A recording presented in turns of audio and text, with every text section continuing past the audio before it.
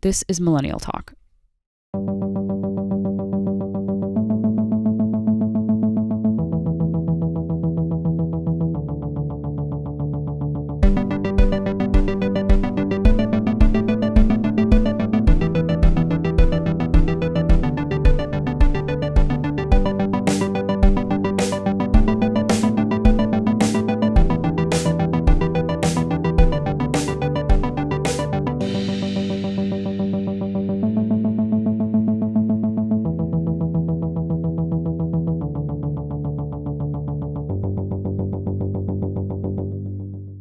Now we are. Hey, everybody. This is episode 2. Episode 2. Episode dos. We made it. I'm still talking to Amanda after she told me that she's not into Harry Potter. Oh my God, I don't want to talk about it. Literally don't want to talk about it. I'm still accepting you as my friend, so it's fine. It's not that, okay. It's not that I'm not into, okay, it is that I'm not into Harry Potter, but I don't know what the word is. Tolerate it? Not tolerate, respect it. Ah, good word. Respect it and live at a distance from it while respecting it from a distance. I get it. I get it. Okay. Oh man. Do we introduce, this is Millennial Talk? Yeah, we should probably do that each time. Yeah, right? we should pre-record it and do it. I mean, I did it for myself. We can get you later to do it. Yeah, so this is Millennial Talk. We are Millennial Talk. Yes. And this is episode 2, which is exciting. We've gotten a lot of feedback. That's been great. Yeah, it's been really great. All delivered in a positive way. I think anybody who was like, hey, this could be this way, they were excited, but there's definitely things that we can work on. Oh yeah, for sure. We're getting there. Somebody told me I shouldn't swear as much. That was my mom. Somebody gave me feedback that I shouldn't swear, and it was my mother. And you know what I say to that? I'm not gonna swear. I'm gonna swear. You know what I have to say to that? Look, yeah. Just kidding. No, I love you, Amanda's mom. Hi. Thanks, Eva. Yeah. No. Yeah. It's been. Oh my God. It's been almost a week. Well, maybe a week and a half since we recorded and released it. Yeah, it's almost 2 weeks since we've recorded. We put it out about a week and a half ago. So it's been actually 2.5 weeks that we recorded. About a week and a half ago that we put it out. Yeah. Being an adult, so I mean, Amanda and I, not only do we work together, which we talked about in the last episode, we work together, but even though we're at work all the time, being adults, and I think this could be a millennial thing to say, but it's so hard. I don't think it is. I think this is one of those things that transcends all generations. Being an adult and keeping adult friendships and figuring out a time that works for everybody, it's so hard when you're an adult. I remember, in college it was so easy because I had, my friends were down the hall from me and we had classes together and we lived on this little bubble and that's what we did. But then you graduated and you moved away or you didn't move away. Most of my, my college roommates, I lived with 5 other girls my senior year of college. 4 of the 6 live right here in the city. And we just get enough time to see each other probably every 6 weeks or so. And we live within city limits, but when you've got people with schedules and lives and, for me, maybe not for you, a lot of my friends are getting married and are married. Because I have no friends. And you're 22. all of my friends are Anna Marie, are you? Yeah. Are you interested? Do you want, it's don't effing look at me about that shit. I'm not ready for that. But it's hard. It's so hard to figure it out. So it's been some time since you and I have gotten, the whole point of that is that even working together and we live relatively close to one another, just life is hard to coordinate that thing. So yeah. So how are you doing? It's been a weird few days. Same. I feel like my life is a 10. I can say that pretty confidently. I'm pretty happy with my life. And a year ago, I couldn't have said that. Things were so different for me then. So I definitely am happy to be saying that. My life is usually consistently at a 10 or close to it, an 8 to a 10. I can't be mad about that. I've just been having some weird days. I've been having some anxiety. I feel you on that. We were talking a little bit about it. Yeah. and not consistently. So it happened on Friday. I had like the best Saturday and Sunday ever. And then Monday hit, and I just I don't want to use, I kind of relapsed into this like total anxious state, which was yesterday. And today was like kind of on the verge the whole day. Like it was sitting there. Like I felt like my anxiety was looking at me like, you make one wrong move and I'm going to eat you up, man. Like I'm coming right back. So it's been kind of a weird few days, but all in all, my life is good. But just a couple days have just been kind of like, what's happening? I got you. I feel you on that. What about you? How are you? I'm doing good. I was last week was a little rough. Okay. I got as some listeners know, and others maybe don't, I have chronic pain in the form of migraines. And I think I kind of want to say something too. We were talking about it in the last podcast. Like we were talking about how like I definitely am like, I'm a drinker of a person. Like Amanda has to smoke in order to truly manage her pain. Like she's been I just like want to make sure that and not that it matters, you can smoke just to smoke, but like it's a pretty serious thing for Amanda. So I mean, we can go into this topic if we wanted to do now, or we could do it. We could. I mean, let's do it. Okay, let's hear about it. Let me tell you my life story. And I guess I was thinking about this before actually, before we were recording, and I was like, I kind of want to share this, but at the same time I struggle with this perception and like this whole thing of that I don't want this to define me. Sure. But at the same time, it's such a big part of my life. Yeah. And I definitely want to contribute to like figuring out how to fix something like this. And because like statistically, like, I mean, I haven't Googled it, but I'm assuming I read somewhere like 1 in 4 women get migraines. So like, you know, mine are debilitating. So like, I mean, I think I've described this a little bit to you, but for everybody listening, which is such a weird thing to say. For all you people out there, mom, dad, maybe my dogs, outside the door. Yeah. They're sitting outside the door waiting to come in. So when I was in probably 4th grade, I started getting these random, what I described as dizzy spells. And it wasn't like the room was spinning. It was more like, I would describe it as like things like, they looked like I was on a wave, basically like I was on a boat and I was on waves. Since then they just have gotten worse and like consistently got like, gone from dizziness, and I still get dizziness, to pain. So I struggled with it until I was a senior in high school, like to the point where I wasn't going to school. Like I think maybe 1 year I made it to school, probably maybe like total a week. Wow. So I was on homebound, and like I was laying in bed every single day, and like dark room, headache or migraine or nausea or dizziness, or dealing with that. And my worst one lasted like a month. I just can't imagine. Yeah. So my life is basically that. And then when I was a junior, I went to Mayo Clinic. I got accepted to you have to get accepted to go to Mayo Clinic. Like you have to fill out forms, and they're like, okay, this is a big enough case that you can come to Minnesota. Right. We're going to take you in and figure out. So I spent a week there, them doing all these tests. And basically they were like, yes, you're definitely getting migraines. Here are doctors in your area, in the Chicagoland area, that you can go to and you can get help from. And so I did.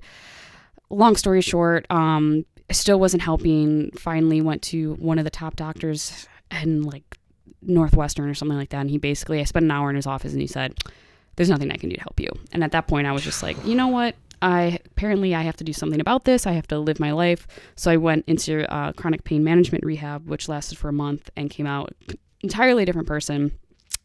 That plus I get Botox for my migraines. Those two things combined has helped me.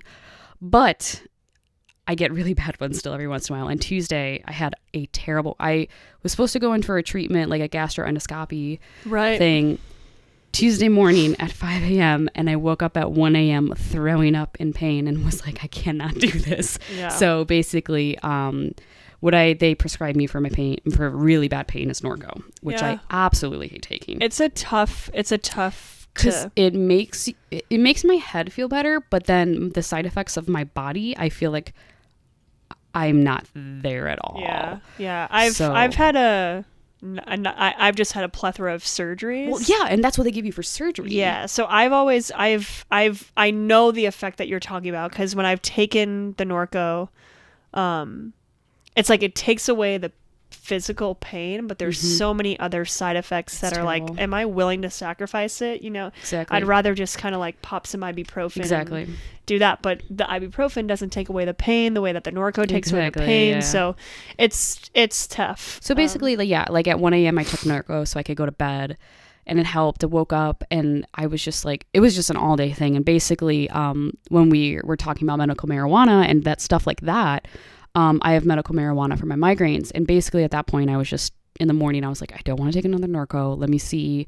I have this strain that they've been telling me about that's going to help. Yeah. So I was just like smoking it every half hour, and it was helping. It was great. But then I can only smoke it so much before I want to like throw up from my throat is on fire. So I mean, smoking is still smoking, right? Whatever's going into your oh my God, throat, it can be tough. That helped me throughout the day. And then when I hit maybe like 4, I just couldn't do it anymore. And the pain was like really coming back. So I took another Norco and literally went to bed. And I think I woke up the next day.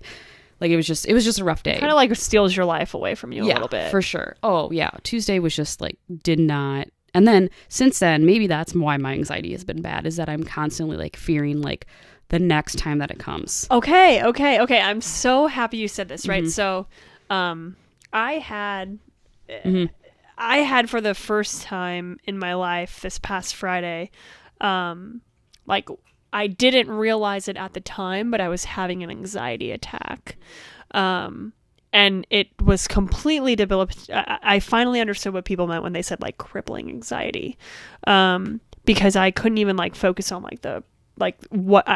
my job that I've been doing for a long time.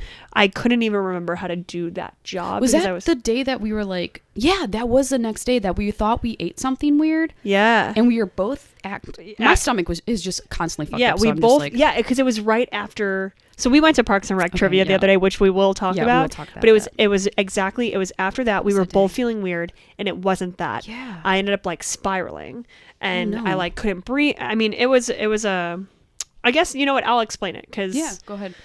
I think it's important to talk about this. Yeah. I think a lot of people... anxiety is a very real thing. Depression runs in my family, but people are like, come on, man up. No, you don't understand. Different. Like, this is crazy. Yeah, go ahead, talk about it. And we can talk... I think we both have stories to tell in terms of, like, mental health, like, areas that we both could... I think it's important to talk about because our society and our culture, we don't talk about it. And if we had more people talking about it and making it a thing, it would matter. But B, who knows? I mean, again, mom, dad, whoever's listening, maybe somebody is feeling that way, and it's probably good for us to say it out loud. So, like, I've struggled a lot in that area, but on Friday, for the first time, I was at work, and I mean, work is always overwhelming. Like our work is always our job is very demanding. Yeah, and it's busy. A great job. I love it to death, but it's constantly busy. It's very demanding. Like any, I guess, sort of thing. So like, work was busy, but that's the norm, right? So like, it's always overwhelming, but that's the norm. And so that was kind of happening on Friday, and I was really hungry, and I had to take a late break, and I got on my lunch, and I was sitting with actually it's my cousin who we work with, and I was trying to eat, and I looked at her, I was like, I think I'm too nervous to eat. Like, eating is making me nervous, and I'm almost like, I can't eat because I'm nervous. And then that's when I texted you. I was like, hey, are you feeling weird? Yes. And I was like, no, I don't feel right now. And then it just kept on going. Like the more that I felt nervous to eat, I kind of felt like antsy and shaky. Like I felt like I was trapped in my body. And then it really spiraled. I've never quite felt something like this before. I would be trying to explain and talk because I was feeling so nervous and be like, I don't know what's happening. And the more I talked, it was like if I spoke too fast or too much, I felt like there wasn't enough air. Like I wasn't getting enough air. It was almost like I had to like get a huge inhale to like get enough air to my lungs. Just to say like one word. Right. It almost felt like somebody was like sitting on my chest. And it just got to the point where I either wanted to like go and be alone and sit in a corner with like my knees to my chest, or I wanted to like crawl out of my skin and just run for the hills. I've never quite experienced something like that before, and it didn't go away. So my like lunch was at like 1ish, and I didn't really feel right until about 4. It was about 3 hours of just really feeling bad, and I couldn't figure it out. And it kind of like, it threw me off, and I couldn't quite figure out where it was coming from, because I mean, like, I couldn't find a trigger, which was almost more bothersome than anything. I get you on that. Yeah. Because again, I think I just said, like, I feel like my life is pretty much like, I'm good with my life. I'm a happy person. And it was like, where did this come from? Like, where is this residual trauma or something happening that is like coming at me? And, but it really knocked me down. And then I had a really great weekend. I'm like, just actually a happy, good weekend. And then I got to work yesterday, and that like pit in my stomach, nervous feeling came back. There were a lot of times of like feeling like I was just absolutely trapped in myself. Yeah. And it remained all day. Damn. And so where this conversation came from was that on Friday that felt so bad. And I was like, man, if I feel that way again, I got to do something about it. But I wasn't scared of it. I was just like, if that happens again, I got to do something. And then yesterday, feeling it again for so long, like I was laying in bed last night, just so fearful, so afraid that I would wake up in the morning and feel that again. Yeah. Like that, fear of the anxiety. Whew, like that. I think that's, and that's it's part of anxiety. Yeah. It's like the anxiety about, it's anxiety to be anxious. It's a cycle, right? So it's been weird. So today I felt like my anxiety was just looking at me from across the room, like, you mess up, man. You mess up, Ammo, and I'm coming. Like, I'm coming for you. So I was just like, I needed to just like chill today. So I feel it was the fear of being anxious is where this whole spiral came from. So there you go. So now that we discussed our deep dark. Now y'all know about our crazy shit. Yeah. Now you know our psyche. Let's discuss. We're both wearing onesies that we'll post a photo after this. We're definitely we're gonna make an Instagram. We're gonna figure this stuff out. We're both wearing onesies. Yes. Okay, so we talked last week. Amanda, it's totally a compliment. But Amanda resembles Kate McKinnon in a lot of ways. I love it. Thank you so much. Personality wise, but also just like looks. Oh my god, so sweet. I could cry. I mean, she's fantastic, but it's true. And so she is looking like herself, Amanda, and also wearing a Ghostbusters onesie. But the onesie is not a pants onesie; it's a shorts onesie. It's a shorts, which almost makes it that much like more hilarious. There's a video on social media of me. I got this from Target when the new Ghostbusters came out, and it was me in the dressing room. My friend like had the Ghostbusters theme on, and it's just me dancing in the dressing room. Amazing. And I'll find it to show you. You have to. Okay. It's really good. We definitely are creating an Instagram, which was actually my task to be done. But yeah, wow, you're slacking. No, I'm just kidding. I actually am slacking. No, it's fine. Amanda's not wrong. I literally don't care. So yeah, Amanda's wearing this just incredible onesie, and I actually, it's so funny because Amanda messaged me and was like, should we like record in onesies? And I was like, hell yes, we should record in onesies. And she was like, well, do you have a onesie? And on my end, I was kind of like offended, like, does she know me or understand me at all? Okay, of course I have onesies. Good. And then I texted you back and said, good, because I was going to question our friendship if you didn't have one. Right. So you questioning me about having onesies made me question. I'm not going to judge anybody, but at the same time. But onesies are a pretty integral part of anybody's wardrobe. Oh, yeah. Well, I have. So let's preface this by when I say that like I'm slacking, it's the truth. Because I messaged Amanda today saying that we should wear onesies tonight, and I showed up to Amanda's without a onesie. Don't get me wrong. I had some family events to go to, but also like I literally had that idea today, and I should have prepared appropriately. It's fine. I mean, I had extra, but I borrowed because Amanda and I are the type of people that have more than one onesie in our wardrobe. I borrowed one of hers, which is conveniently a Chewbacca onesie because I love Star Wars. So does Amanda, and so we're both just kicking it in our Well, this is a great segue, actually. Star Wars Solo came out. Didn't see it. I haven't seen it either. Okay, I've heard I've gotten mixed reviews. Yes. And it's so hard for me. And I mean, any Star Wars fans, I'm going to be crucified, I'm sure. I mean, we're both going to be. I feel like you can't talk about Star Wars because there's such a big fandom, and there's going to be some part of the fandom that goes ape, right? The more movies that they put out, the more nervous I get. Because I'm like, I don't, and Mark Hamill tweeted something the other day. It was like, may the 9th episode not disappoint you or something. And it's like, that's how I feel. Like we've put out a bunch and some of them have been phenomenal. Like Rogue One and The Force Awakens, I thought were fantastic movies. All of the new, like they've been pretty good, but also they're different than what they used to be. Yes. And I get nervous, and I've heard a lot of mixed reviews about Solo. Yes, I heard mixed reviews from 2 people that are huge Star Wars fans that we work with. Yeah, yes. And one, he completely hated. He's like, it was a waste of time, blah, blah, blah, blah, blah. See, okay, as a Star Wars fan, and I'm probably going to get ridiculed. Yeah. Because, whatever. I don't typically watch the like spinoffs. I don't care about them. Okay. I have given them a chance. Saw Rogue One. Thought it was cool that there was a female lead. But sure. Halfway through the movie, I was like, I don't even know what's going on. Like, I don't care. There's nothing that I care about. Fair. Fair. But with all the Star Wars movies, and I think there's something to say about Star Wars. You have 2 fans. You have the fans that are hardcore fans of the original, which I am. Sure. Hate the new movies because they're owned by Disney.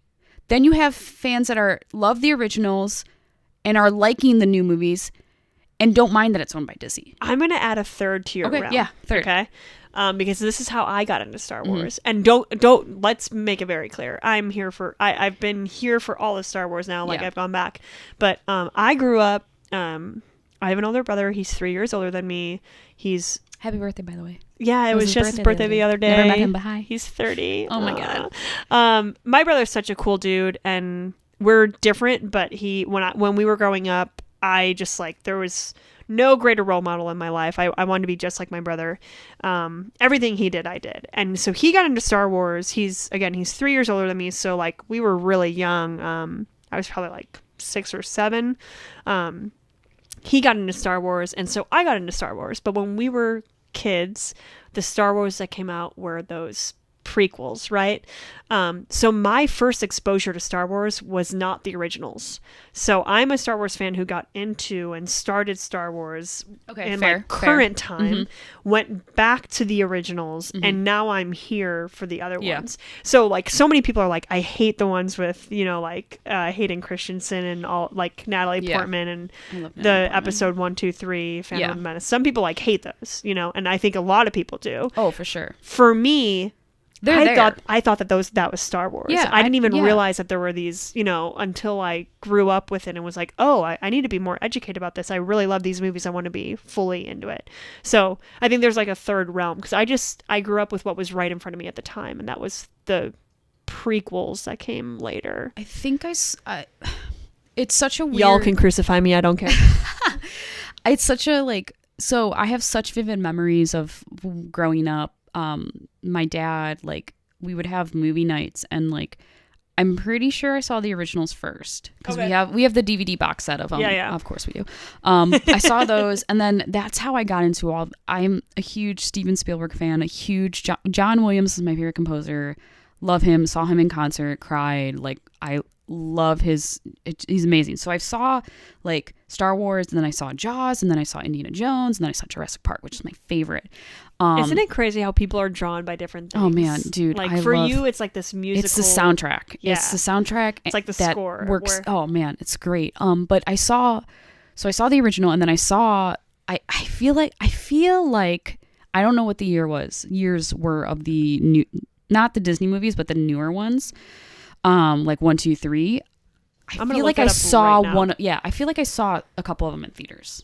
Okay. I feel like I did. It was our childhood. I feel like I did because I feel like I remember going to at least one with my father. So I didn't like. I don't need to look it up. We can just keep talking. Yeah. Go on. I like them. I mean, I'll watch them. I think Phantom Menace is really, really good. I don't remember what the third one was called. I can't, it's blanking from my mind. But with Anakin and Revenge of the Sith. Yeah, and Obi-Wan, I think that's awesome. And I think it's good, but I think it would be a lot better if the actors were just a tan bit better. Sure. The casting wasn't best. Because there's one point where, the scene where Anakin and Obi-Wan are fighting, and if you don't get the feelings all throughout that, right? But at the same time, if you look at it and look at an actor point of view, and you're like, I just don't see it in their eyes. Yeah, for me, I love the originals. And again, I came from somebody who thought those like first few were the real ones. Yeah. And then I grew up and learned, and so I get it now. But for me, what the first three do to me, because Star Wars isn't just this like senseless fighting in space.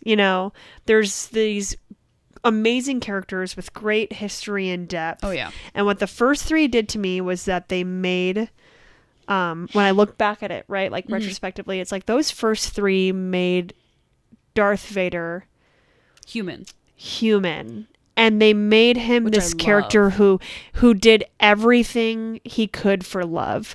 Did he choose all, like, that's very romanticized, right? But that's typically how I am with everything. Like I see a sunset and I'm like, I'm gonna write in my journal for 10 years about this. Like that's how I am. But that's what the first three did to me, was like, oh, here's this guy he was this sweet young boy, and we see him with his struggle with his mother and this loss, and then he just falls in love. Like he falls in love with this woman, and she's pregnant, and he wants to protect her at all costs, and he just does all the wrong things and ends up on the wrong dark side. Yeah. And it makes Darth Vader human. So a lot of people don't like it, but for me it's like it creates this extra realm to the characters that sort of existed before. Like we knew that storyline, right? Like if you look at but it gave it this, I don't know. That's how I feel about it. It just could have been a little bit better. Let's just put it.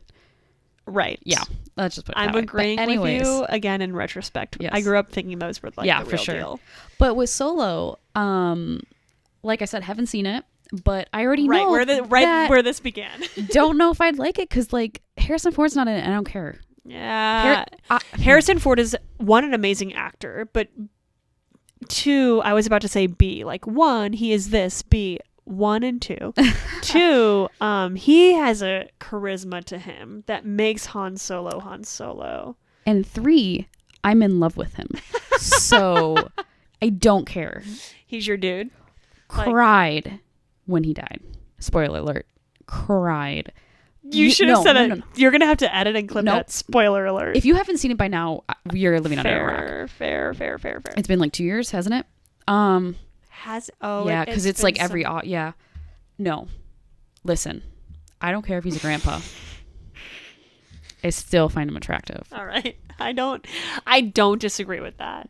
He's not like that was the most such a primal like man, the things I do. Oh man, yeah.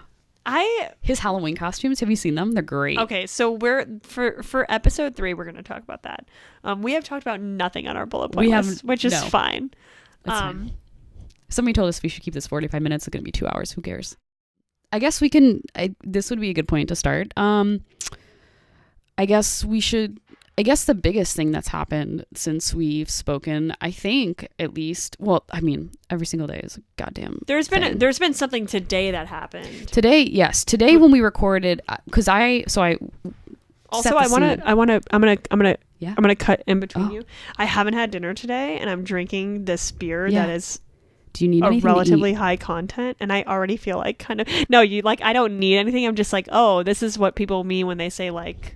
Dude, when I was on an empty stomach, a little buzzed off of like I'm like, oh, I understand now. I kind of feel a little bit fuzzy, not in a bad way. Like I'm happy about it. Just talk about the hand motion you just made. I just not like. Oh man, I wish it was video recording. Anyways, is there such a thing as YouTube videos? I was like, is there such a thing as a video? It's called a vlog, which I don't want to do. No, I tried. Fun fact: I tried doing vlogs like daily or weekly for a while, and nobody fucking cared. Nobody fucking cared.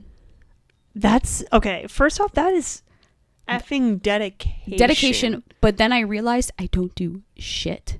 Nothing. Nobody would find this.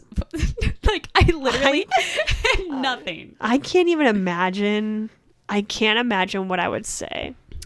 Nothing. At that point, nothing. Just nothing. Okay, so either way, I'm feeling a little fuzzy, and I love it. Good. Okay, so today got a headline. Kate Spade was found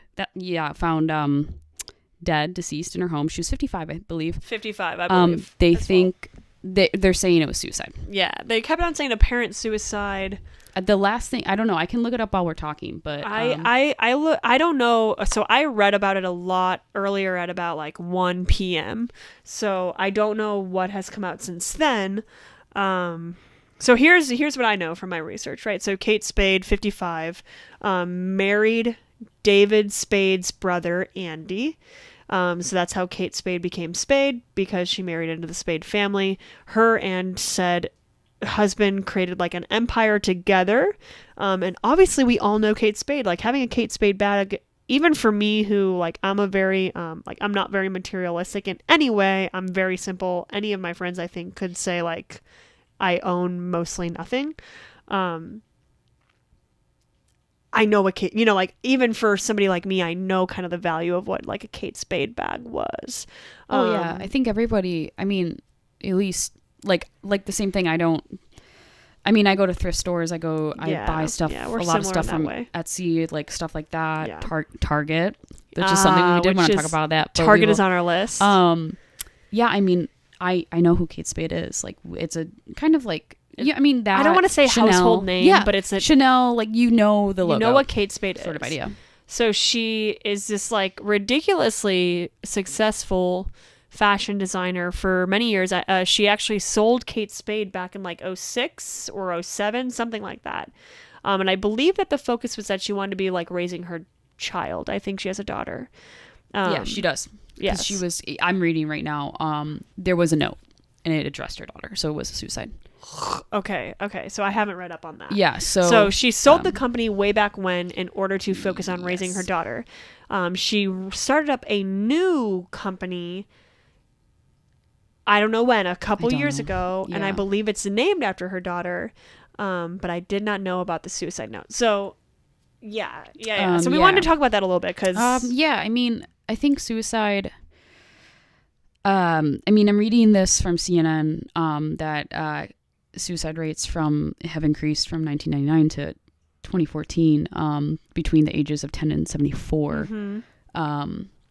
But yeah, she was found dead, had a suicide note, which wow. I mean, I'm kind of shocked. Like, I mean, at the same time, I don't follow Kate Spade. I don't. No, me but neither. To hear that, it genuinely like shocked me. I was on a bike ride, got home and saw the headline and kind of just like gasped out loud, like, holy shit, like, my God, like, it's sad. It's really sad. I think, I mean, again, we've touched on mental health today, so the suicide thing in general is, I think, a topic that we could really expand upon. I think we should put on like the next list. For general, I think for me, what today made me think about, and I talked about it a little bit before we started recording, is that we see a pretty high amount of celebrities and people of, I mean people who are in the limelight in some way. We see them doing this a lot. Yeah, I mean, if anything, I'm going through a lot of articles right now while we're talking, and I mean, if somebody wants to find out how she died, I mean, it can say I don't know. I think it said in an article today it was like a hanging. Yeah, she hung herself. Which is, oh my God. I guess we should say apparent, right? Like allegedly. Yeah, I mean, as of right now, nobody really knows anything, but it's really sad, and I mean, as someone who, I mean, I remember when the news broke that Robin Williams. Oh man, yeah, that was a very tough. Yeah, I cried. he was one of the greatest joys of my life, I think. I remember watching his movies. He was my like genie, you know, like growing up, and like Miss Doubtfire, like, oh my God, watched all these things. And I remember like even watching like the Ellen show when he was on, and oh my God, Ellen wouldn't say, like, she would not say a single word the entire segment. It's just him going off and off and off, and it's just so funny. He was a very brilliant soul. And I remember, like, he just brought so much joy into my life. And so I can only imagine the people who are huge fans of Kate Spade that unfortunately found out this news. And like, it's sad, but it also shows, like we were talking about, that money is not happiness. No. I mean, I wish, God, like, I love money. Let's be real. I pick up hours all the time just so I can get enough money to do stuff. But right. For me, I always say this, like, I'm not motivated by money. Like, I don't need to have one of those high paying jobs in my life. That's not something I ever need. But like, also I am motivated by money in the sense that I want to be able to pay my bills and do things like that. Yes, fun things. Yes. Right. So I am motivated by money in that sense. I want to be able to survive and be comfortable.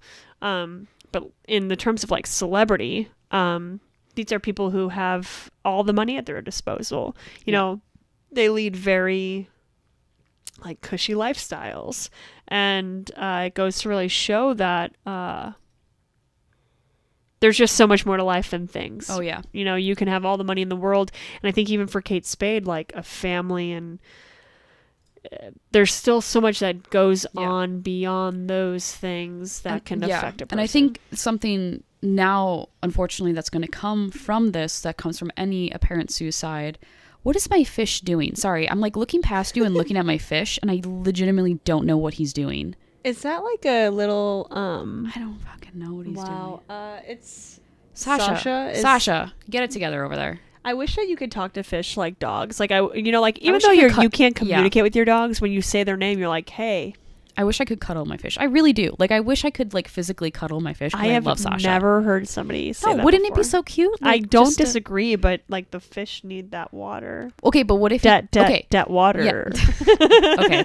No, but like, wouldn't it be cute? Okay, anyways. But no, coming from this suicide is going to be people that are like, she left her daughter and didn't even care, and it's going to be all this hatred towards suicide, which is like such an iffy topic for me, because I guess I can understand both sides, but at the same point, when somebody's so depressed, and there's nothing out and they can't think of anything else to do, that is their last resort sort of idea, and that's their last wish sort of idea. I think it's the idea that you get to a point where it would just feel better not to feel, right? For sure. And I think there's always that big argument, like, it's so selfish. And I can see that sometimes. Like, I don't just, I can understand that thought process of people being like, well, it was so selfish they did that. But at the same time, that's the exact point. Like, it is selfish. They're taking their own happiness and things into their own hand, because they've got to put it down. It's so heavy, they need to put it down. And there's no other way to do that. And sometimes when you're feeling like that, that's really how you don't see another option. You don't see anything other than wanting to get out, and you don't think that there could be anything else. And that's sad, but and maybe it is selfish. But for me, I try to think about it like that person was just trying to do the best for themselves. Yeah. Because which again is probably, that's literally saying that they're selfish, right? Like, people who are selfish are, I don't think about it. I mean, if we're going back to all the stuff that I was talking to you about earlier of me struggling with my chronic pain, I would be lying if I never said that I thought about it at that point. Sure. Because that's I thought, really fair. Like, I can only handle so much pain. Like, what is the point?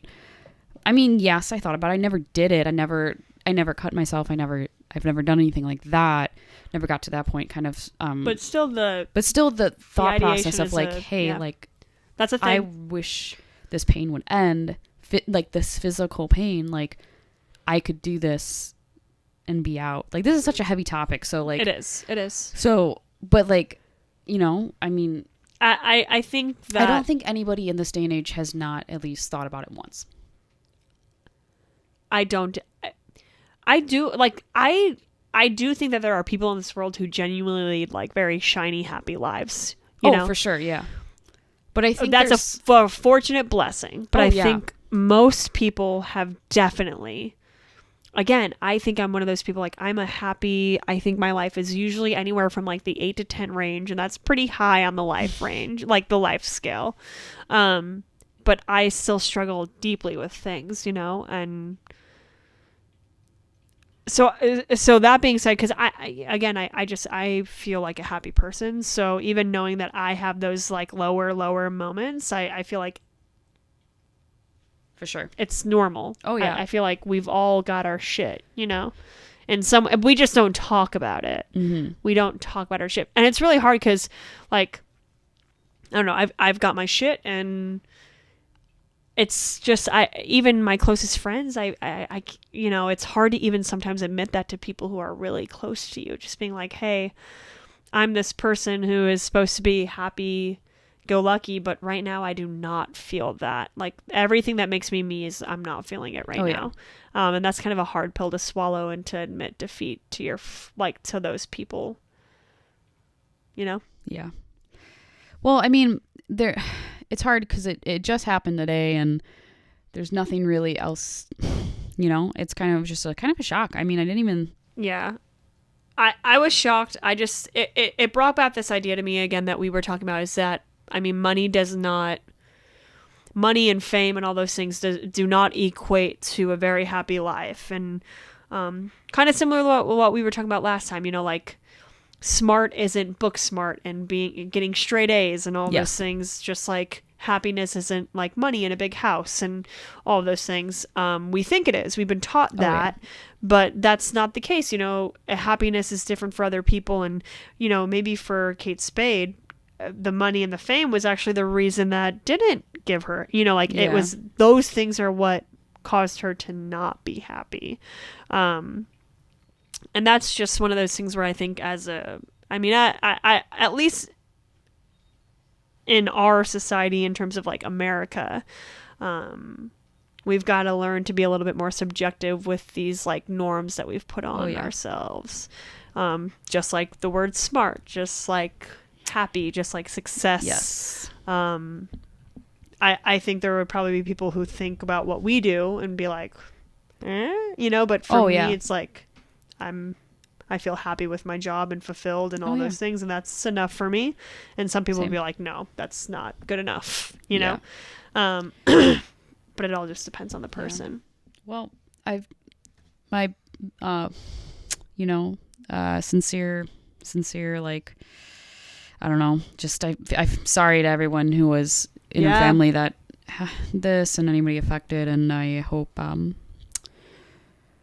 her family's doing okay and all that kind of stuff. Or just find some sort of peace, right? Peace, yeah. Especially her family, but just like you said, there are people who really find inspiration and joy and hope from those people who are in that we get to see like that, like celebrities, just like you for Robin Williams and so many others, you know. So even those people, I feel like it's strange to feel like we lose somebody when we lose a celebrity, because we aren't celebrities and we're just normal people. But I mean, we grow and attach to people in that way. So I hope that whoever is really kind of struggling right now is all right and is talking to people, or just can talk about it, I guess. Yes. Well, after that heavy subject, let's get into another heavy subject. What should we move into now? I think we should talk about Rosanne. I really do. Okay. Well, if you haven't heard what happened to Rosanne, what is going on? Let's start there. Let's basically Rosanne, the star of the TV show Roseanne, which came back, tweeted two very, very, very racist things. And then was called out immediately, and then she blamed it on Ambien, and then Ambien, which was the best comeback. I just shouted. You're gonna have to lower my voice on that one. No, it's fine. Best comeback ever. It was like all these side effects. Racism is not one. Yeah. Tweeted that it was great. So petty. I loved it. And I loved it. So she tweeted, and then her show was pulled off the air, thankfully. But at the same time, it's such a hard topic to discuss because I obviously think Roseanne is in the wrong. But at the same time, I was watching, I was at the gym and I was texting you. I was like, I'm watching Fox News and they're trying to be like, look at all these other double standards. And it's like, yes, there are double standards. Mm-hmm. Meanwhile, I think the biggest one is that obviously our president is president saying all these racist and hateful things. But that's why people like Roseanne and all these other people. We put somebody like Donald Trump in office. Yeah. So we have empowered and encouraged racism and hate. And we said this last time, but it's like people like Roseanne feel that they're going to be able to say those things and not think twice because we put somebody like that in office. Mm-hmm. So what makes them, if you can become president, why can I not say this? And, but I agree. I think that there should have been consequences. There's been a lot of backlash, right? Like people, like freedom of speech and this and this and this. And I saw this tweet the other day that was like, Black people need to stop living in the past. And somebody wrote back and was like, okay, we're not living in the past anymore. You're still being racist now. And it's like, yeah, so yep, it's still happening. We still have, and then there's the white people who are like, well, this person said this about me. And it's like, we have suffered minimal trauma in our lives, in our generations of time, like we didn't get subjected to the same things. So we don't get to act like we're oppressed people. No, because, oh my God. We're not. No, we're not. We're literally the majority. Let me preface this. There are people who are white and do struggle through homosexual white people. Oh, yeah. There are all those things that come into credit. So I'm not trying to generalize and just be like, white people suck. Again, Amanda and I are both white. I'm not trying to say that. But for the most part, if you are a straight white person of the middle class, you are the majority. You're good. You're good. You don't. For the most part, you're good. When Donald Trump became president, you weren't too worried about what might happen to you. But meanwhile, there are just so many other people who are affected by that. And Roseanne saying those things. Can I just say I was never a fan of Roseanne? I thought her show was terrible. Oh, see, I mean, I shouldn't say that I was by no means like in my MySpace bio for favorite TV shows. Like I wouldn't have put Roseanne in there, same. Right? But I did watch it. It was on Nick at Night or whatever show it was, and I would see it at night. I'd lay in bed and I'd watch Roseanne for a couple hours. I thought it was funny, but like it wasn't one of those shows that I knew the whole. Yeah. That's a long more way of a Reba person. I love Reba. Reba was incredible. Reba is one of the few sitcoms that I actually laugh at. Because she's hysterical. She's hysterical. Barbara Jean is hysterical. Oh my God. Oh my God. Van is a comedic genius. So bring back Reba. Get rid of Roseanne. Right. But that's the thing is that here's what bothers me about the Roseanne thing.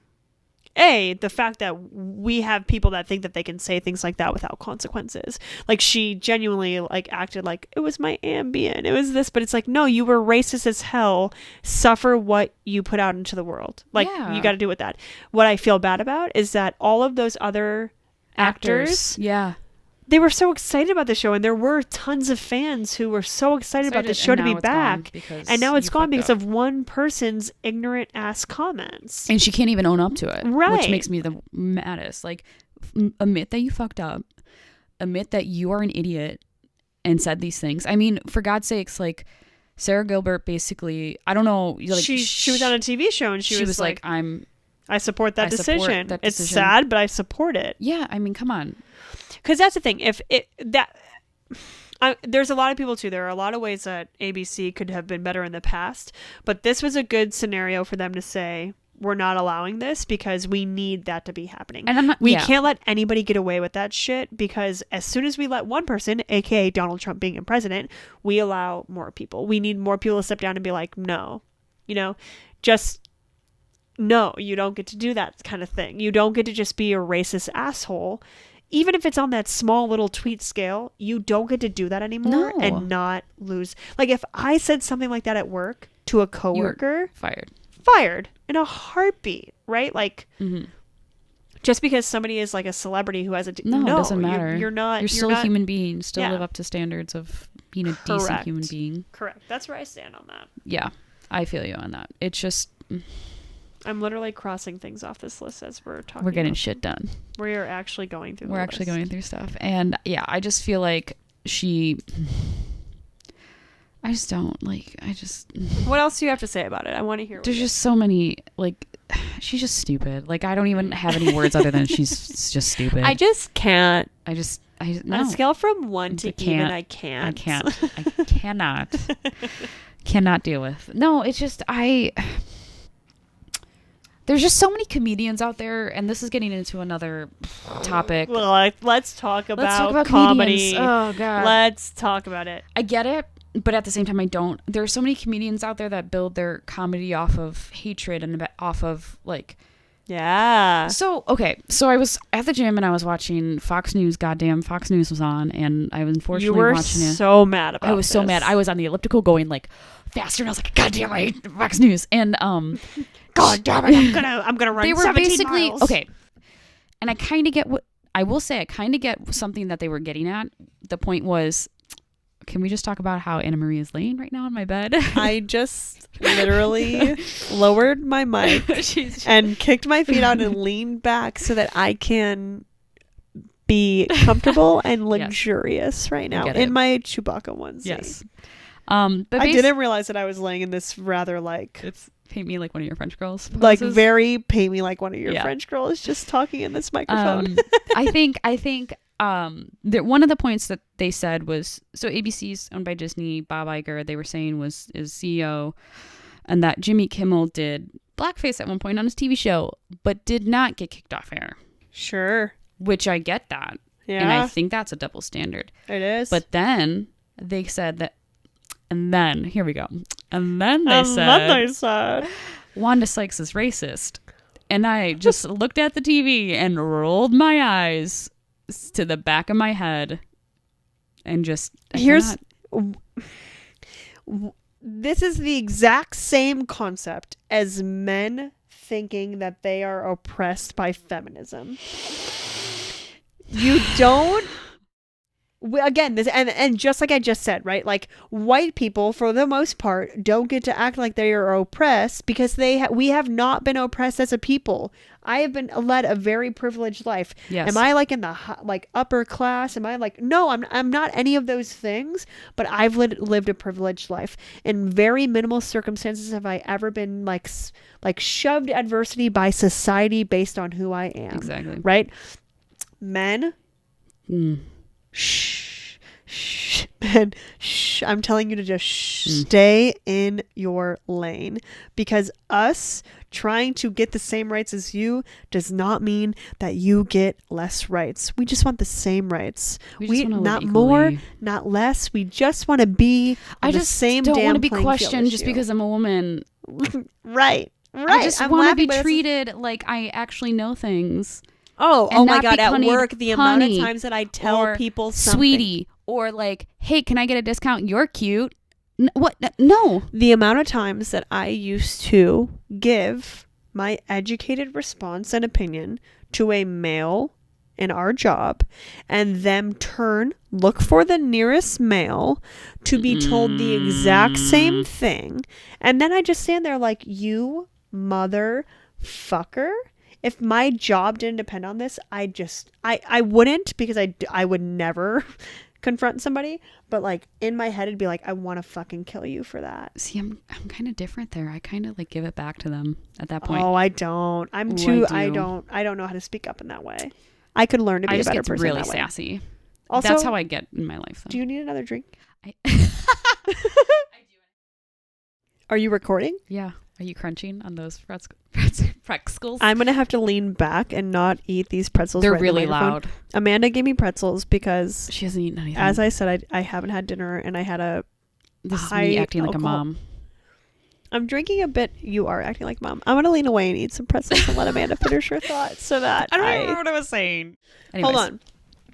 I feel like there's a pretzel stuck in my throat. Oh, you know when you're eating a pretzel stick and it gets caught? You know what my favorite thing to do is? Also the fact that you gave me pretzel sticks after last episode. I was talking about pretzel sticks. Oh my God. You see, this is what I know. I know you. I know you. You get me. Maybe let's go to a lighter note. Parks and Rec trivia we went to. Okay. I'm thoroughly disappointed in us. We did pretty damn bad. The first round was we got it. The first round we were like, yeah, all right. And then the second round we were like, I still felt like the first round was difficult. Like more difficult than I was ready for. We did well. But I was like, oh God, if this is round 1, shit. Yeah. That's how I felt. Okay.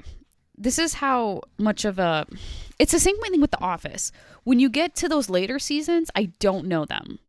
Only because most of the later seasons and most shows kind of like... I thought the last season of Parks, I was like, okay, I can understand why this is the last season, but I still enjoy it. The last episode, I cried like a baby, I will say. Same. Like, completely cried. But... Like with The Office, like after Steve Carell left, I didn't pay attention. I was like, I'm just in this until it's done. Until it's over. Right. 2 more seasons, I'm done. Sort of idea. I'm just pouring my beer. That's fine. You do you. All right. I'm gonna slide into those DMs. Slide it in. Oh God. What were we doing? We were going to do something lighter.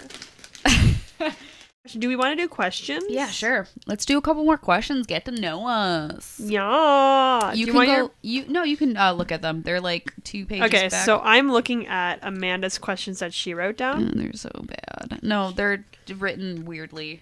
Mine were... Yours were deep. Mine aren't. Okay. Yeah, that's a very typical thing of me. Mine are not. People are like, I feel okay today. I'm like, but what does okay mean to you? Can you create a... Can you go on? I'm such a... Which we're going to talk about this. We need to go over our... Myers-Briggs personality. Yeah, I don't know. Yeah, so I'm very much like this free, open. I don't like boundaries. But because, my brain is not linear. Like my thoughts are insane and they're off the wall, and I don't follow one path. Like I start on one thought and I end up not a very linear kind of person. So I rely heavily on making things linear. Like I'm a visual learner because I see things on paper and I can sort them out and order them. So I rely on all those things, not because I am that way normally. It's because I need that to survive. So when people are like, what is whatever, I'm like, well, tell me what that means. Like, can you give me a scale? Can you create what can I have to do that because it's what makes me feel better. Okay, let me pick I just always take things too far. There's 50 questions. Oh, this is a kind of a sweet one. What are small things that make your day better? Oh my God. Okay, I know. If a good song comes on shuffle. Oh, yes. Okay. Great answer. Oh man, it literally turns my entire day upside. Oh my God. I love. I use Spotify. Same. I love when I am on Spotify and I'm in a daily mix based on a genre or semi-genre of what I like, and I'm thinking about a song that I want to hear in this genre. I kind of know it could be in here, and then I'm thinking about it, and then it comes on, and I'm like, oh, yeah, I manifested this. I made this come to me. Anytime Call Your Girlfriend by Robin comes on. Great song. Great artist. I love you, Robin. Okay, so we used to play the song. My best friend and I got her into Robin by playing the song when we were at work together. And I don't know what started it, but so the song goes call your girlfriend, you had to talk, give your reason, say it's not your fault. Then you just met somebody new, and then it breaks and goes into the verse, and it says, tell her not to get upset. I fucking scream that at the top of my lungs, and every time it comes on shuffle, I send her a video of me screaming it at the top of my lungs. And it just never gets old. Never gets old. Never. I love that song. There's little things. I feel like there's there's a part to every song, or I feel this way. Yeah. Oh, yeah. There's a part to every song that just like hits you deep in the chest. And sometimes it's like a heavy deep or just like a happy, thrilled. Like there's this, and you won't like, I don't think you like country music, but I love country music. Yeah. Country music is my favorite genre of music, followed immediately by like indie rock. Yeah. But there's this song, and I'm currently addicted to this artist called Russell Dickerson. One, he's really cute. Two, he's just fantastic. His songs are like happy and fun. But he is like, has a song, it's called Every Little Thing, and it's about like just his love for this woman. And I don't know why this one part of the song sticks with me, but it's it goes, she runs on coffee and red wine. She runs on coffee and red wine. Easy like Sunday morning, wild like Saturday night. And I don't know why. But when that part comes on, I am just like more turned up than I've ever been. Oh yeah. There's always songs like that. I love it. One that comes to mind is like, if you've ever heard I'm on Fire by Bruce Springsteen, which is, fun fact, the one few songs that I've performed live in front of people, both singing and playing guitar. I did it for a book report. It was weird. And I read a biography about Bruce Springsteen and like went into class and played guitar and sang. That's so brave. Oh my God, it was so hard. That's so brave. It was really hard. It was like the first time I sang in front of anybody. And you didn't have to do that. No, That's so cool. That's brave as hell. During that, there's like a lyric that's like cut a valley or something. I don't know what it's called, but he talks about like a valley so deep and it like a no, I don't know what the lyric. You got like hella emotional, like a valley. Yeah, like dude, it just like hits me every time. I'm like, yes, Bruce, like come on. But yeah, that song. Any song that comes on shuffle that's like great. I'm just like, oh yeah, let's do this. That is a good part of the day. Oh yeah, especially when you're like on your way to work or on your way to school and you're like, whatever, and then the song comes on and you're like, yes. I'm trying to think of. What's your like pump up song? What's your like going out tonight, listen to the song? Work From Home by Fifth Harmony. Oh shit, that was fast. Every time. Okay. That song, like, I listen to it at least once a day. Okay. I shouldn't say it like that. Because I was actually just having this conversation the other day. I'm one of those people that if I really like a song, I will listen to it on repeat. Like on a 35-minute ride. Same. So I shouldn't say every day. Because there are days where I get trapped on one song and one song only. I've done that so many times. Yeah. So many times. But like if I am just listening to music, even if I'm like totally in a country mood, I will go and search Work From Home by Fifth Harmony and listen to it. Okay. It gets me jazzed. Like there are not enough words for me. It's just like it's sexy as hell. Yeah. It's a great beat. Mm-hmm. It's just, it has everything I could have hoped for in a song. And Lauren Jareggi. Yeah, I know. It's just, I love her so much on a deeper spiritual level. And I watch that music video more times than I'd like to admit. Okay. I love it.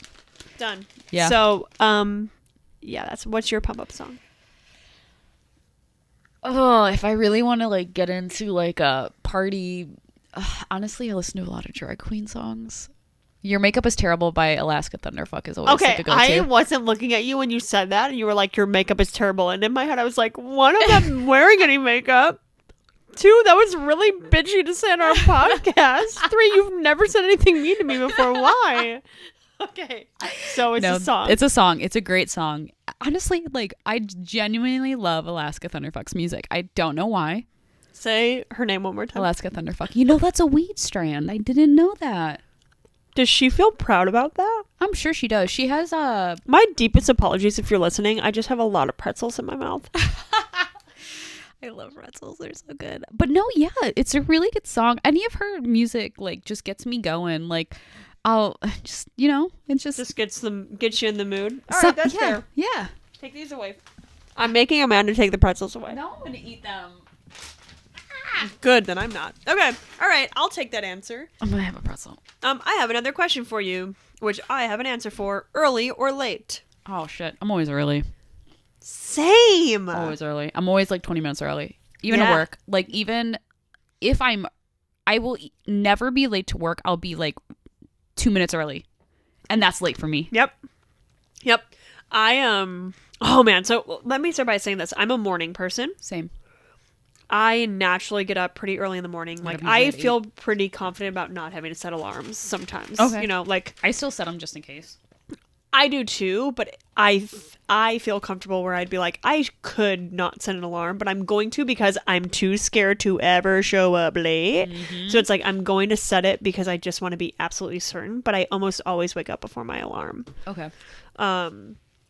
So I like being early. I like being a morning person. But I am one of those people, like, I'm 15 minutes early to be 15 minutes early. I started work at 9:30 the other day, and I showed up at 8:50. Like, why? I always do that.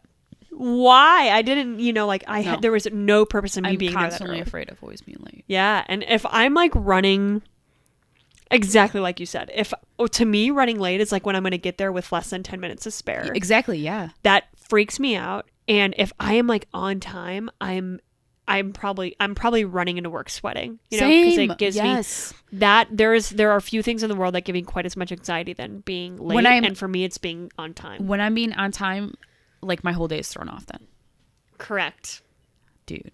Okay. We are 139% the same way in this, in that sense. Okay. Oh, I'm glad we got that out of the way. One more. Let's see. Oh God. What would you change your name to? Oh, fuck. I don't know. Probably something like exotic. That sounded weird. Never mind. I need you to elaborate. Probably something like, when I think of that, not exotic. Why did I say that? No. There's a reason you said exotic. No, all I think. Okay, so there's a reason you said exotic. Freudian slip. I want to hear it. I don't know. All I could think of is something not familiar, like Tegan, like from Tegan and Sarah, like something like that. Not exotic. So means, were you saying more just like unique? I guess, yeah. Okay, that's fair. I don't know. I really have no, like, I was going to be named Sarah. I know, for sure. My parents were like, you were going to be named Sarah, but then we decided on your middle name and he thought it would sound like a hick. So we were like, nah. What's your middle name? Jean. Oh, are you Amanda Jean? I hate it. LOL. I love it. That's fantastic. Tegan, mm-hmm. I could see you being something like that. Mm-hmm. I think that would fit you. Thank you. I'm going to change my name. I mean, I'm going to change my name to Tegan. Tegan Jean. No, I think Amanda fits you. Like, your name is really? Like fitting to you. I think your name's fitting to you. It is. And only because, like, can you imagine me having anything other than Anna Marie? No, not at this point. It's because sometimes you meet people that you're like you mess up their name and they're like, oh, they look like a Chris, or they look like a, right, because they just look like something different. I can't think of something that you would look like. No, I think this is the way I think about it. There is nothing else I could be other than Anna Marie. I think Anna Marie is like this beautiful, fancy name, and sometimes I don't feel that way at all. But my aunt made another name. It was like I made another comment about my name, and she was like, you had to have a name like Anna Marie, because like there's just so much to you than just like. Of course, it had to be big. It had to be something for like to match your personality. And it reminded me of the quote from The Hills about Justin Bobby. And it's like, a man so great he needed two names, and like. It's like there's almost so much personality. Mm-hmm. I can't imagine having anything less than what I have. Like, Anna Marie was a pain in the ass growing up with as a name. Oh, yeah. A pain in the ass. My last name, it took me so long to learn how to spell it. I can imagine as a kid that being so hard. Amanda's last name is... very Polish. Like 10 letters? Way more than that. You're so right. It's about 12. It is 12. It's 12. You guessed it. It's 12. I literally had to spell it out of my head. My last name, I won't say it either, but yours is easy though. It's very easy. It's like, it's such a common white people name. It's just a common name. Yeah. If I ever get married, whoever I marry, I'm taking their last name. See, you know what? I don't think I would. I think there's a part of me that wants to be like, no, I'm going to keep my name, but also my last name is so basic. Mm-hmm. I would take, unless I was marrying like a Jones or a Smith, I'd be like, okay, I'm going to keep my other basic name, but I would take whatever I could get. I feel you. I mean, the only person I'm planning on marrying is Halsey, so. I was just going to say, she's got a very like I love her. Cultured last name. It's something It's Italian. like Frangina. Something Italian. Frangini. It's very Italian. Italian. I'm very Not Italian. I'm not Italian. I'm half Italian. I shouldn't say very. I'm half. Mostly. I'm mostly. She's mostly. I'm mostly Polish. Some from Belgium, and a little bit of German. You're very cultured. Yeah. My mom is like 100% Italian. Really? 100%. My dad, so he's not like, I mean, obviously we come from somewhere else, but my dad is born in Canada. Oh, okay. So like if people ask me what I am, I say Italian and Canadian because I feel like my dad directly comes from there. Obviously his family came from somewhere many years beyond that. But I don't interest myself in that. It's just Canadian. I'm technically a citizen of Canada because of my dad. Cool. He's a natural born citizen. He lived there. So just by being his kin, I am a citizen. So yeah, I mean, all I would need to do is just contact the government. I don't know if you email the government, but what's just his face? Trudeau. I'd be like, hey, JT. Hey, JT. Can you just send me my paperwork? And because like just by being like, if I wanted to pick up tomorrow and go and move in Canada, it would not be a problem. Like I can go over and be fine. That's so nice. I wish I could do that. Yeah, maybe I will. Canada's great. I've been to Canada, 2 parts of Canada. It was beautiful. My home, man. My dad knows the entire song. That's incredible. Oh, I have one that's on there that I know that I wanted to ask you. But okay, you ask. Most inspirational person in your life? Oh, my grandmother. Yeah, I knew you were going to probably say that. Yeah, my grandmother without a doubt. And in a funny way because she was just like your typical old lady, like old Italian lady from the South Side. But her and I were very close. I think I don't say that just because like we had a different kind of relationship. And she was just resilient as hell in this very sassy way. Like she was resilient, but she was kind of like, I'm resilient, but I fucking don't want to be, like I'm like she was sassy enough to be like, I got to get through this shit, but I just like, I'm tired of it, Yeah. But she without a doubt is like the most inspirational person in my life. Hysterical, great attitude about like her like go-to lines were always such is life, which is kind of like an older person thing to say. But she used to always say, the first 100 years are the hardest. So we would be like, I mean, I lived with her for a good portion of time. And we would just talk about things. I'd be like, man, that's going to be tough. Cause she like suffered from like arthritis and osteoporosis. And, it basically made her just like, I mean, moving hurt for her, and I would be like, man, it's like, that's going to hurt, or is it hard to do this? And she just, even though she was in like, I could visibly see that she was in like the worst pain of her life. She would just be like, yeah, sure. But like the first 100 years are the hardest, and that's like such a wild thing to say because most people don't live past 100, so, that's something that always has stuck with me. So definitely my grandma. My answer is my grandmother. That's a nice answer. Thank you. Who is the most inspirational person to you? I talked to you about this the other day. Kathleen Hanna from Bikini Co. Yes. I went on a whole rampage of why I love her. You really I love her. For people who don't know, my first tattoo is from her band, Bikini Kill, which is a feminist punk rock band of the 90s. And basically one day I was like watching Netflix and like saw this documentary about her, and she like completely like she was going through late stage Lyme disease, and it kind of resonated with me. And it's just incredible human being, feminist woman who just like, she's actually married to the guy from Beastie Boys. You told me about this. Yeah. And she just like kicks ass, and just like, she's just incredible, and I hope to meet her one day.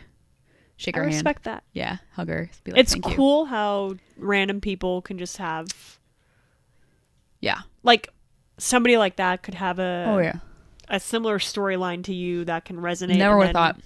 Yeah. Never would have thought unless I watched that documentary. That was the first time it came out that she was like, that's why she stopped music for so long, was because she was struggling. And isn't that crazy? Yeah. It's just crazy. You never know what people are going fortunately, she's cured now. Recently, within the last year and a half or so, she is cured from late stage Lyme disease, but still incredible. Like, would never thought that existed unless I heard about her, you know? For sure. I respect that. I'm looking through these questions. Yeah. These pretzels are so good. What is your favorite smell? Would it be bad of me saying waffles? No, it's just Leslie Nope of you. No, I respect that. Waffles do. There's something about breakfast food. Oh man, bacon, breakfast food. Yeah. Smells so good. Okay, I'll take waffles. That's a good answer. I would choose coffee, but Also coffee, yes. coffee at like 2 p.m. Okay. Because that's like kind of your hump in the day, right? Yeah. Like usually around 2 is when I'm like, okay, I've gone through this much so far, but I gotta get, and the smell, that sweet, hopeful smell of coffee. To me, coffee is like, again, I like being early. I love mornings. I don't mind Mondays because to me, I'm like, fresh start Monday. Yeah. Coffee to me has that same like liberating, open, like opportunities are endless feeling. Mm-hmm. That's what coffee smells like to me. Getting that smell, like when you're kind of at like that hump of like, I gotta get through this kind of time of the day. I feel you. Favorite smell. That Without and a doubt. sunscreen. I really like the smell of sunscreen. I don't know Some why. people really love But it's that like smell. a specific, like the coconutty, like Understood. sunscreen. I'm about to lay back down. That's fine. I have a candle over there. Smell it. It's Haunted Mansion smell. It's supposed to I'm be a little stuffy. Oh yeah, true. Oh wow, this smells beautiful. It's like great. Where's this from? Etsy. I got one from the Tiki Room as well. It's This downstairs. smells incredible. I got my friend Nikki, Pirates of the Caribbean. One. This smells incredible. Mm-hmm. Have you burned it at all? Mm-hmm. It smells great. And they make it like when you order it too. I recently got into candles. Like within the past year and a half. I love candles. All right. Well, how do we say goodbye? We didn't decide on this from last time. Oh no. I'm gonna keep chewing pretzels. I think I said something like "see ya when we see ya," but that's not great or inspiring or happy. We'll figure this out. I think that's what I said. That's what it was. We're gonna figure this out, and we're gonna post it, and we'll figure do it shit, out. and then I'll post it, and then we'll live our lives.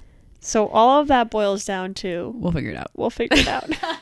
Wow, that's so millennial of us to say. Oh my god, everything ties back together. Millennial Talk. Welcome to Millennial Talk. If you guys like this thing that we're doing, share it. Tell people. Tell people, show people. So that it's not just our parents watching this. Listening, per se. Okay, that was a slip.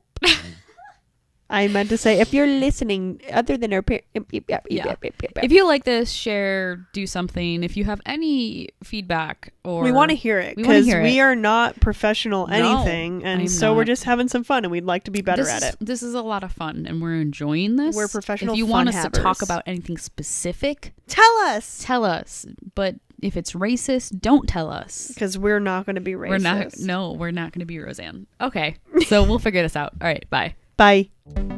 Hey, this is Amanda from Millennial Talk. Thank you so much for listening to our podcast. If you enjoyed, share with your friends, your family, neighbors, loved ones, strangers, whoever you want, and definitely check back for future episodes.